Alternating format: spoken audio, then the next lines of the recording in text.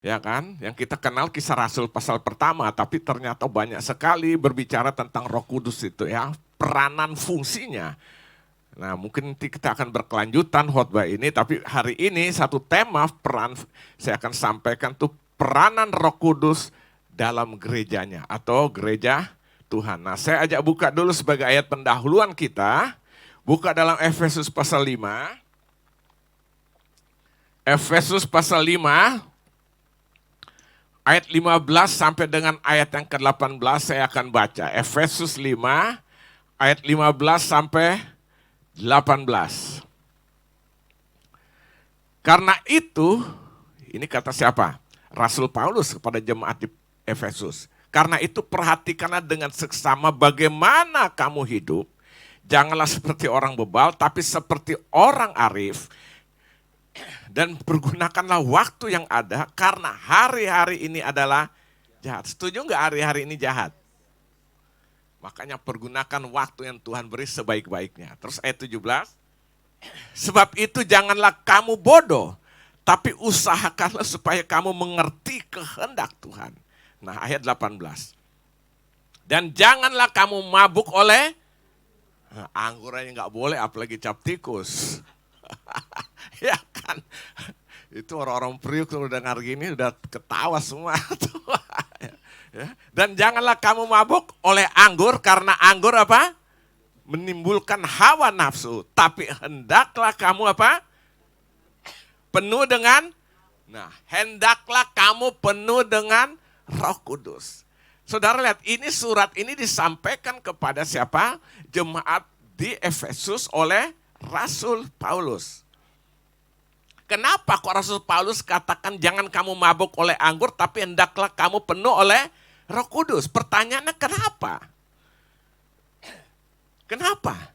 Karena Roh Kudus itu adalah kuasa Allah yang diberikan bagi gereja Tuhan.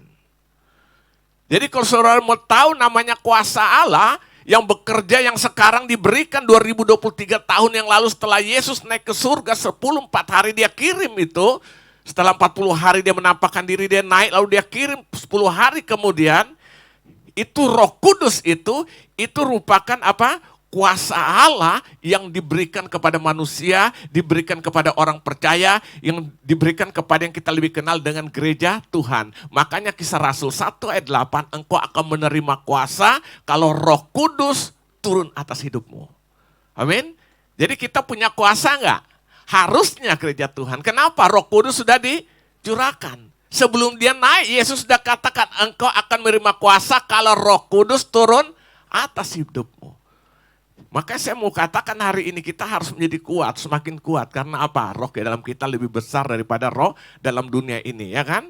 Paulus juga katakan Allah memberikan kepada kita bukan roh ketakutan, tapi roh yang membangkitkan kekuatan, kasih dan ketertiban.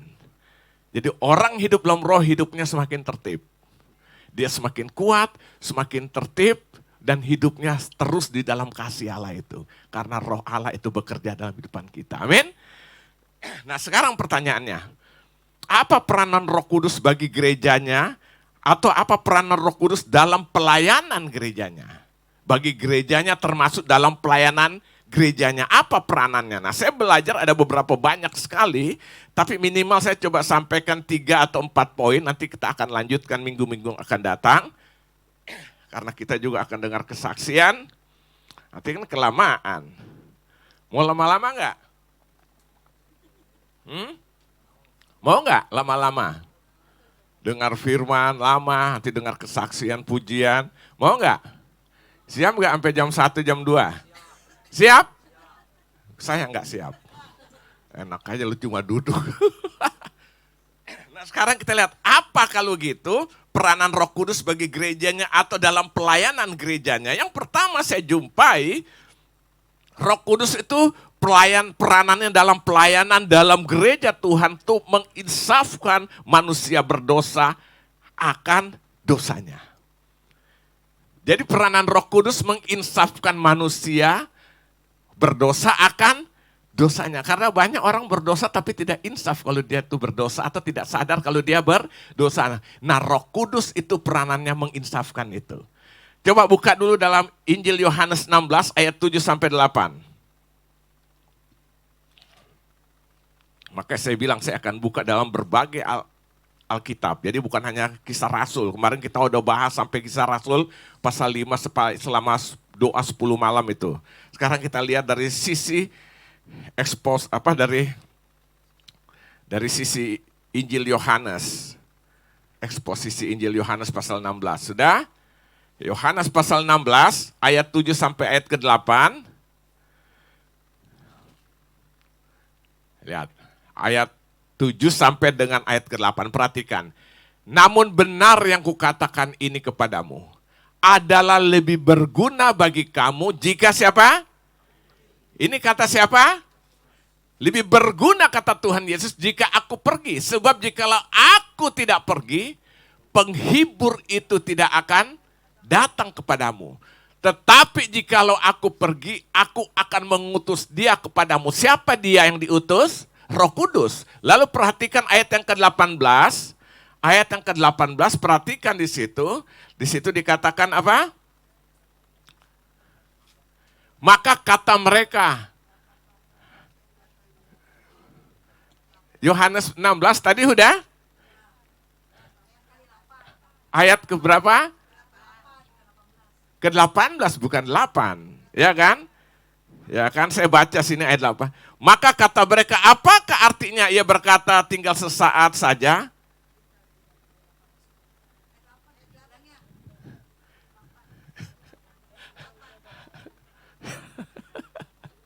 Ayat 8, makanya saya ulang aja lah. Namun benar yang kukatakan ini kepadamu adalah lebih berguna bagi kamu jika aku pergi. Sebab jikalau aku tidak pergi, penghibur itu tidak akan datang kepadamu. Tapi jikalau aku pergi, aku akan mengutus dia kepadamu. Perhatikan ayat 8. Dan kalau ia datang, kalau Roh Kudus datang, ia akan menginsafkan dunia akan dosa, kebenaran, dan penghakiman. Jadi saudara lihat di sini peranan Roh Kudus bagi gerejanya, peranan Roh Kudus dalam pelayanan gerejanya itu yang pertama menginsafkan manusia berdosa atas dosanya. Artinya apa? Seorang dapat bertobat dengan sungguh-sungguh dan hidup dalam standar kebenaran Tuhan itu karena kuasa Roh Kudus menjamah hatinya. Amin. Jadi yang pertama orang bisa menyadari dia orang berdosa lalu dia insaf sehingga dia berubah dalam kehidupannya. Itu bukan karena pintarnya pendeta berkhotbah, itu bukan karena hebatnya seorang penginjil menyampaikan firman-Nya dengan pemahaman teologis yang luar biasa, tapi yang mengubah orang dari berdosa dia sadar dan dia bertobat. Itu Alkitab katakan apa tadi ayat 8? Karena Roh Kudus menginsafkan akan segala dosanya. Nah, jadi kita lihat luar biasa peran daripada apa? Roh Kudus ini ya. Sehingga seorang dapat bertobat dengan sungguh-sungguh dan hidup dalam standar kebenaran daripada apa? Kebenaran Tuhan. Ini terjadi karena apa? Karena dikerjakan oleh Roh Kudus. Apa sih bertobat itu? Hah? Seperti konsep agama bilang bertobat itu insaf. Bukan insyaf, tapi insaf. Ya kan? Konsep agama-agama bertobat tuh insaf, ya kan? Artinya stop berbuat dosa. Nah, konteks kekristenan orang bertobat itu bukan stop berbuat dosa. Tapi berubah arah, pandangan hidup berubah arah dalam perjalanan hidup. Maka saya bilang kalau cuma untuk stop berbuat dosa, orang sampai pada batas tertentu dia akan tinggalkan kok. Dulu duitnya banyak, hebat, terkenal, kaya, masih muda, keren ya kan. Begitu 70 tahun masih gitu enggak?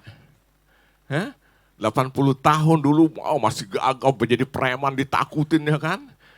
70 tahun ya, orang awam bilang Solombo. Dia enggak buat apa-apa lagi, udah enggak bisa apa-apa. Berarti dia stop berbuat dosa. Dulu malakin orang. Tapi yang disebut dengan pertobatan bukan stop berbuat dosa. Tapi menyadari, lalu pergi meninggalkan dosa itu berbalik arah. Dulu arahnya jalan ke timur itu berjalan dalam dosa. Waktu stop berbuat dosa, dia berbalik Allah lalu dia meninggalkan datang kepada Tuhan. Itu yang namanya apa? Pertobatan. Jadi beda dengan stop berbuat dosa. Dia datang kepada kebenaran itu, dia berubah arah. Dan ini dikerjakan semata-mata oleh Roh Kudus itu yang membuat perubahan itu terjadi. Ingat cerita anak bungsu? Lukas pasal 15, ayat 17, lihat. Dia minta kekayaan, lalu dia hidup foya-foya dan kekayaan, main pelacur dan sebagainya, sampai pada satu titik terendah sekalipun. Sudah dalam titik terendah, dia menyadari betapa hinanya aku hidup. Di rumah bapakku banyak sekali makanan, di sini aku makan makanan apa? Ampas-ampas babi. Akhirnya dimulai dengan rasa kesadaran, terus dia mulai bangkit berdiri, terus ngapain? Pergi meninggalkan kembali kepada Bapak. Saya mau tanya, waktu dia lakukan itu bapaknya usir, menolak atau menerima? Lihat. Itu namanya pertobatan. Jadi bertobat dengan stop berbuat dosa, beda. Karena namanya dosa itu berbicara status, kebenaran itu juga status. Saya pernah jelaskan beberapa kali, yang namanya kebenaran itu status. Alkitab bilang sejak manusia jatuh dalam dosa, semuanya menjadi berdosa. Berarti itu status. Nah, dalam status sebagai berdosa, bisa tidak orang tetap berbuat baik? Nah, ulang, biar ngerti. Status seorang berdosa bisa tidak berbuat baik? Bisa. Saudara pergi ke penjara di sana. Semua tuh orang statusnya narapidana. Yang di penjara karena buat kesalahan. Nah, setelah dia dalam penjara, bisa nggak dia berbuat baik menolong temannya? Bisa. Nah, perbuatan baik mengubah nggak statusnya dari pidana menjadi orang bebas? Tidak. Namanya narapidana berbuat baik. Ya kan? Nah, tapi tidak mengubah statusnya. Begitu juga kita setelah jatuh dalam dosa, status kita orang berdosa. Nah, waktu kita datang kepada Tuhan, Roh Kudus kerjakan sesuatu dalam hati kita, menginsafkan akan dosa kita, maka kita hidup berubah dari orang berdosa menjadi orang benar. Nah, harus ngerti ini. Jadi kebenaran itu status, maka saya bilang kalau cuma untuk orang baik di dunia ini banyak. Ini rame nih mau pilkada itu semua orang baik, jadi baik semua tuh. Kumpulin orang bagi-bagi ya kan. Jadi maka saya bilang orang baik itu banyak, tapi berbeda dengan orang benar. Orang benar karena dibenarkan oleh Tuhan melalui karya Roh Kudus. Amin. Loh, kita ini kan orang Kristen semua kan. Latar belakang Kristen. Tapi buktinya kok kita mengalami yang namanya pertobatan. Berarti kenapa? Karena Roh Allah bekerja dalam hidup kita, mengubah, menginsafkan kita akan dosa, akhirnya status kita berubah menjadi orang benar. Kita menyadari, kita meninggalkan ya. Jadi yang namanya pertobatan beralih arah, perubahan berbalik dalam jalani kehidupan ini. Dan itu dikerjakan semua oleh siapa? Oleh Roh Kudus seperti anak bungsu yang terhilang.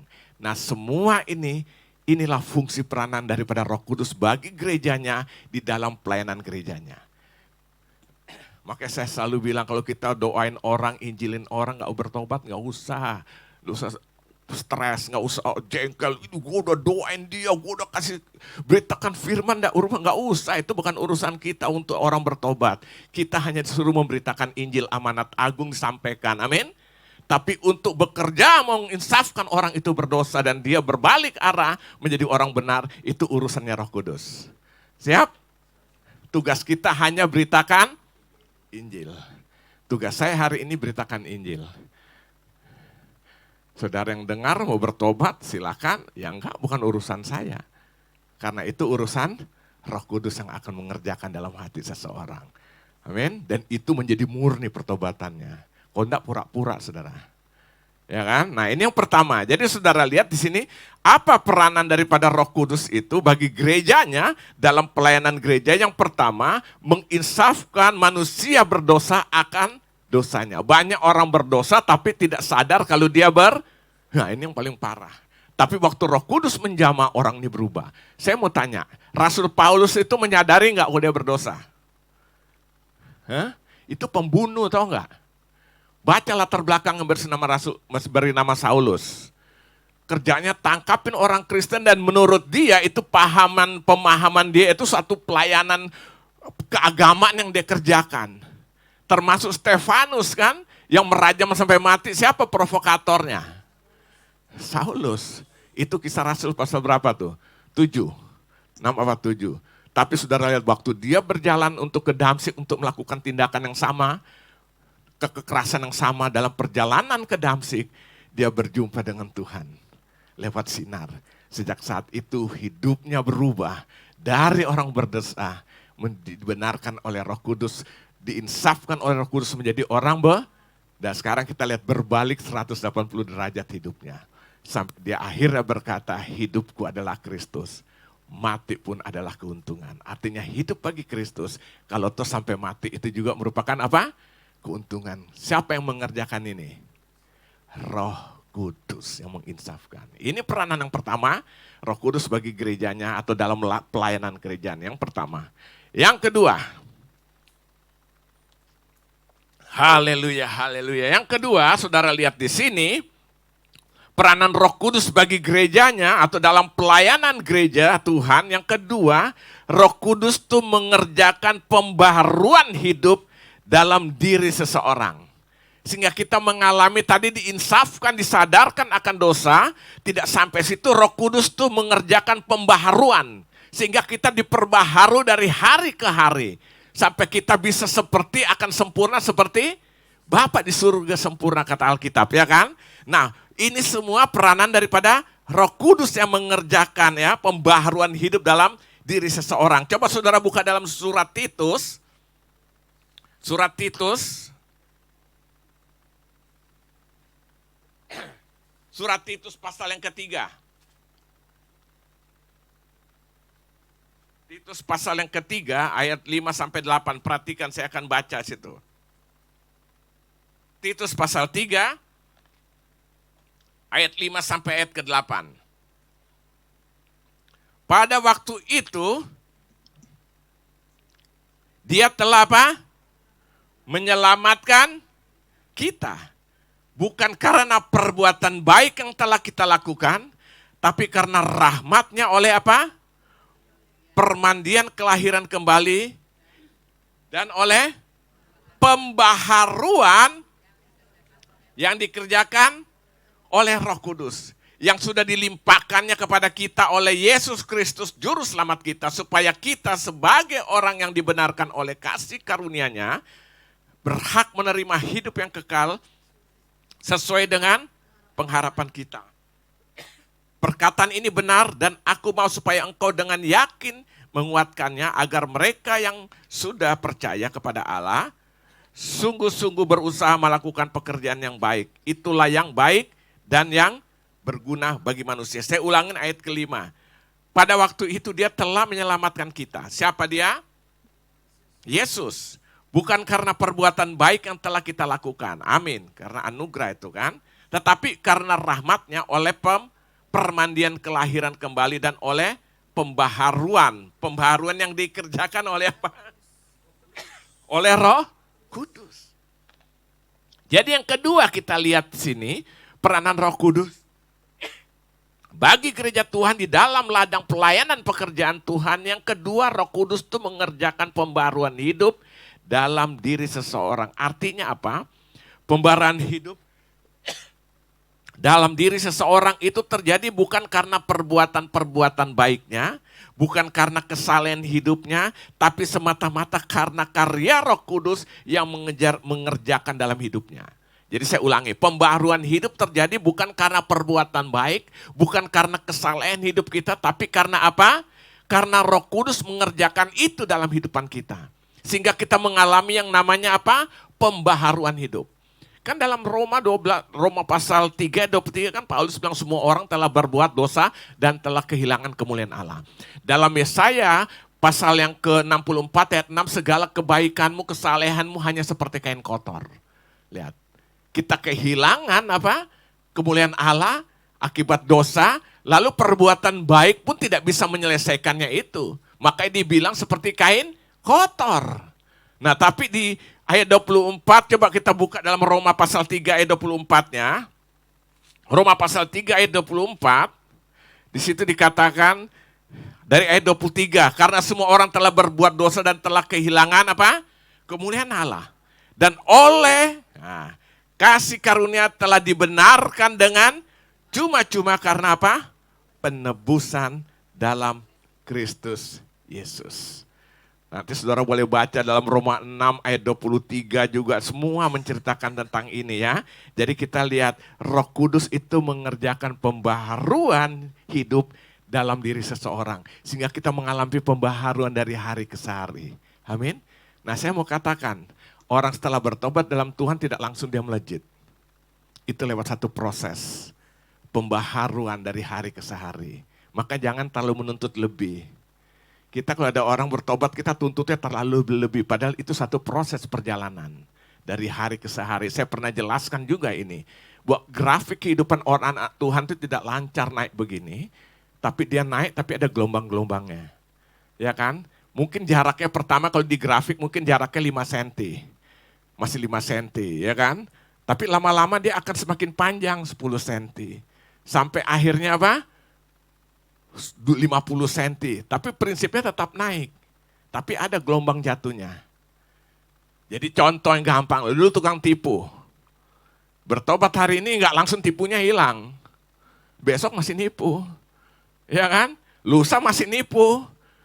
Besok lusanya masih nipu. Minggu di gereja ketemu masih nipu. Ya kan? Tapi itu enggak selesai. Tapi lama-lama nipunya makin berkurang. Dulu sehari 10 kali, sekarang mungkin tinggal 8 kali. Terus ini proses sampai akhirnya nipunya sekali-sekali kalau kepepet. Frekuensinya berkurang gitu loh. Karena apa? Itu pembaharuan yang dikerjakan oleh Roh Tuhan, oleh Roh Kudus. Dan itu tidak ya, begitu selesai bertobat langsung, enggak saudara. Makanya kita jangan menuntut terlalu itu, tapi kita serahkan bahwa Roh Kudus sedang memproses kehidupannya. Amin. Kita semua diproses. Sampai menjadi kedewasaan, kata Alkitab kan. Orang baru bertobat itu seperti bayi. Yang baru lahir hanya masih minum susu, kata Rasul Paulus. Lalu mulai makanan lembek, sampai akhirnya makanan yang keras. Itu satu proses perjalanan. Tapi prinsipnya Roh Kudus itu mengerjakan pembaharuan dalam hidupannya. Amin. Nah inilah peranan daripada Roh Kudus lewat peristiwa Pentakosta 2023 tahun yang lalu. Nah itu sebabnya hari ini kita harus mau mengalami pembaharuan hidup itu. Siap? Mau enggak? Sudah 10 tahun di gereja masih gitu-gitu aja, itu namanya pertanyaan juga, itu benar-benar berubah atau enggak? Karena yang kedua kita akan mengalami apa? Pembaharuan hidup. Nah hari ini saya harapkan kita mengerti tentang apa? Tentang peranan Roh Kudus bagi gereja Tuhan. Yang ketiga kita akan lihat di sini. Apa peranan Roh Kudus dalam memimpin kita, ya kan? Atau dalam peranan Roh Kudus bagi gereja Tuhan atau dalam pelayanan gereja Tuhan. Nah, yang ketiga kita lihat di sini, Roh Kudus itu memimpin kita atau memimpin seseorang dalam seluruh kebenarannya. Sampai akhirnya dia memimpin kita terus masuk sampai dalam seluruh kebenarannya siapa? Kebenaran standar yang Tuhan kehendaki. Coba saudara buka dalam Yohanes 16 ayat 13. Yohanes pasal 16. Yohanes pasal 16 ayat yang ke-13.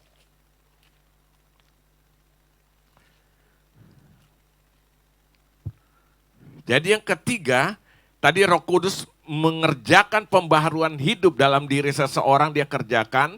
Yang ketiga, Roh Kudus memimpin seseorang ke dalam seluruh kebenarannya, seluruh kebenaran Tuhan. Artinya apa? Seseorang bisa hidup dalam kebenaran Tuhan, sesuai dengan standar firman Tuhan, menjadi pelaku firman, waktu hidupnya apa? Siap dipenuhi dan dipimpin oleh Roh Kudus. Dia mau dipenuhi dan mau dipimpin oleh Roh Kudus. Coba saudara lihat di dalam Yohanes 16. Ayat yang ke-13 saya baca. Tetapi apabila ia datang, yaitu apa? Roh kebenaran. Ia akan memimpin kamu ke dalam seluruh kebenaran, sebab ia tidak akan berkata-kata dari dirinya sendiri. Tetapi segala sesuatu yang didengarnya, itulah yang akan dikatakannya, dan ia akan memberitakan kepadamu hal-hal yang akan datang. Saya ulangi lagi biar saudara lebih mengerti. Tapi apabila ia datang, siapa ia datang nih? Roh kebenaran, itulah Roh Kudus. Ia akan memimpin kamu ke dalam seluruh kebenaran. Dia memimpin kamu, sebab ia tidak akan berkata-kata dari dirinya sendiri, tetapi segala sesuatu yang didengarnya, dari nyanyinya besar, itu berarti didengar dari Bapa sendiri. Itulah yang akan dikatakannya, dan ia akan memberitakan kepadamu hal-hal yang akan datang. Jadi jelas sini, Roh Kudus itu memimpin seseorang dalam seluruh kebenarannya Tuhan. Jadi kalau kita mau mengalami kebenaran Tuhan dari hari ke hari, kita harus sungguh-sungguh hidup mau dipenuhi Roh Kudus, bukan hanya dipenuhi tapi dipimpin oleh Roh Kudus. Galatia 5 ayat 5, ayat 25. Kalau hidupmu dipenuhi oleh Roh Kudus, hendaklah hidupmu dipimpin oleh Roh Kudus. Supaya apa? Galatia 5 ayat 22 sampai 23 itu akan keluar. Itu kan berbicara buah roh. Waktu kita hidup dipenuhi dan pimpin oleh Roh Kudus, buah roh itu akan keluar dengan sendirinya. Jadi bukan dipaksa-paksa. Otomatis. Dimulai dari kasih, damai sejahtera, sukacita, penguasaan diri, kelemah lembutan, kerendahan hati, dan sebagainya. Saudara baca ada 9 buah, bukan buah-buah ya. Buah-buah itu jamak, di situ buah roh tunggal. Artinya Roh Kudus mengerjakan 9 sifat ini akan keluar dari hidup seseorang waktu hidupnya dipenuhi dan dipimpin oleh Roh Kudus. Nah kita kadang-kadang mau dipenuhi, tapi kita tidak mau dipimpin. Ini masalah. Makanya sampai orang frustrasi lihat hidup kita. Katanya orang Kristen sudah pelayanan, tapi kelakuannya seperti itu sih. Orang frustrasi melihat hidupan kita. Hidup ini pilihan setiap hari. Kita bisa salah pilih. Justru kalau kita sadar kita bisa salah pilih, kita minta supaya Roh Kudus memimpin, supaya pilihan yang kita pilih, itulah pimpinan. Roh yang memimpin kita pasti pilihan yang paling the best. Amin. Hidup ini ada pilihan enggak? Ya. Bangun tidur sudah ada pilihan. Gue mau ngapain, mau doa dulu atau ngapain. Ini pilihan setiap hari. Dan kita harus mengambil keputusan dalam pilihan itu. Tapi saya nggak ngambil keputusan apa-apa sih, atau saya nggak memilih. Nggak memilih itu juga keputusan. Keputusan apa yang nggak memilih, iya kan? Nah tapi waktu kita dipenuhi dan dipimpin oleh Roh Kudus, pasti setiap pilihan dan keputusan kita ambil, itu pasti sesuai dengan kehendak Tuhan. Amin. Sehingga akhirnya apa yang kita alami, kita mengalami kedahsyatan Tuhan di dalam kehidupan kita. Karena Roh Kudus itu memimpin, kita memimpin seseorang dalam seluruh kebenarannya Tuhan. Jadi kalau mau hidup sesuai dengan kebenaran Tuhan, dengan prinsip firman Tuhan, gak bisa dengan cara kita, pasti gagal. Tapi waktu Roh Kudus yang memimpin, dia akan membawa seperti apa yang Tuhan kehendaki untuk kita lakukan. Amin? Pasti. Makanya Paulus bilang, kalau hidupmu dipenuhi oleh Roh Kudus, hendaklah hidupmu dipimpin oleh Roh Kudus. Jadi setelah dipenuhi, lalu dipimpin. Nah Kisah Rasul itu berbicara tentang itu. Makanya murid-murid rasa kehilangan karena selama ini mereka sudah kecewa. Yesus sudah ditangkap, sudah disalibkan, akhirnya dikubur, kecewa. Kembali semua jadi nelayan kembali Petrus dengan teman-teman. Tiba-tiba Yesus menampakkan diri kan, bangkit lagi mereka, roh mereka menyala lagi ya kan. Wih selama 40 hari mantap, tiba-tiba Yesus bilang aku akan naik ke surga. Sempat rasa kecewa, baca dalam Kisah Rasul 1 itu. Mereka melihat ke atas tentu dengan nada kecewa. Bukan orkes Melayu, nada kecewa. Akhirnya apa? Malaikat Tuhan bilang tenang, dia yang naik itu, dia akan turun. Dan Yesus bilang dalam ayat 8 Kisah Rasul 1 itu, engkau akan menerima kuasa kalau Roh Kudus turun atasmu. Salah satu kuasanya ini mengerjakan apa? Membuat kita masuk terus ke dalam kebenaran daripada Tuhan sendiri. Amin. Itu karya Roh Kudus. Jadi kita tidak bisa benar karena kita, tapi yang bisa membuat kita benar karena Roh Kudus. Amin.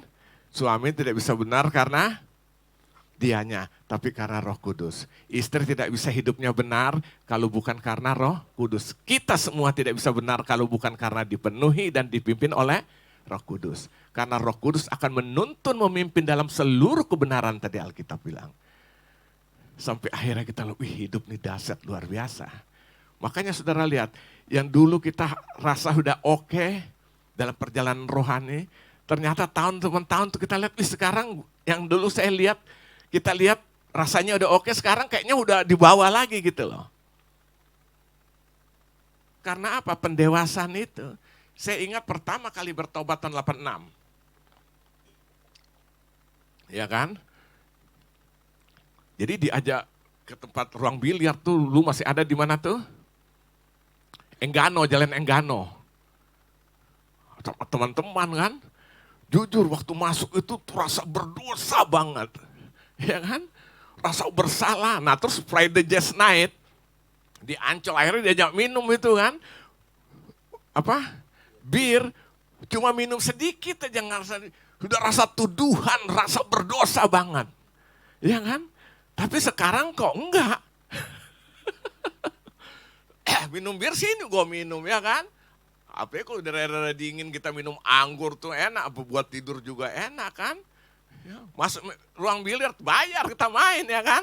Tapi kenapa itu? Karena pemahaman kebenaran kita sudah makin meningkat, makin dewasa. Ngerti? Kita tahu gue minum hanya untuk sekedar ya kan. Saya main juga dengan pemahaman, pengertian, atau bukan berjudi, bukan apa kan.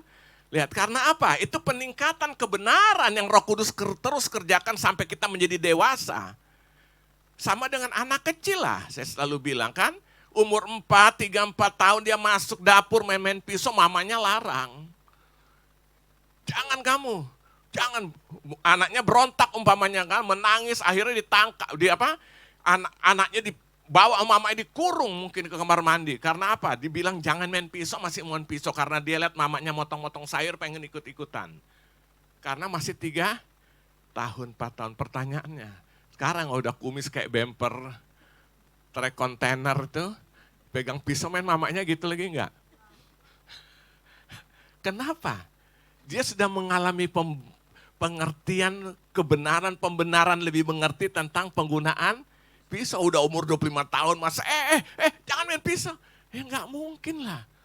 Nah saya baru disadarkan oleh Roh Kudus sendiri. Jadi bukan karena kamu sudah makin mundur, ya kan? Tapi karena pengertian. Akhirnya kita mengerti, Paulus bilang minumlah sedikit anggur, ya kan? Untuk pencernaan, tapi bukan untuk mabuk, ya kan? Itu konteks yang lain lagi. Nah ini kan berbicara apa? Dituntun dalam seluruh kebenaran Tuhan. Amin. Nah itu saudara peranan daripada apa? Roh Kudus. Jadi sudah berapa tadi? Nah saya pikir cukup saja ya. Karena kita mendengar kesaksian nanti ya. Jadi hari ini peranan Roh Kudus dalam gerejanya kita lihat bahwa Roh Kudus itu yang pertama memberikan apa? Menginsafkan orang berdosa akan dosanya. Karena banyak orang berdosa tidak sadar kalau dia berdosa.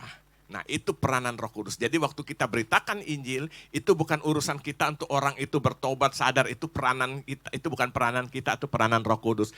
Tugas kita hanya beritakan Injil. Matius 28 mencatat itu ayat 18 sampai 20. Pergilah jadikan seluruh bangsa muridku, baptislah mereka dalam nama Bapa, Anak dan Roh Kudus, dan ajarkanlah segala sesuatu yang sudah kuperintahkan kepadamu, dan ketahuilah aku menyertai engkau sampai kesudahan zaman. Itu tugas kita.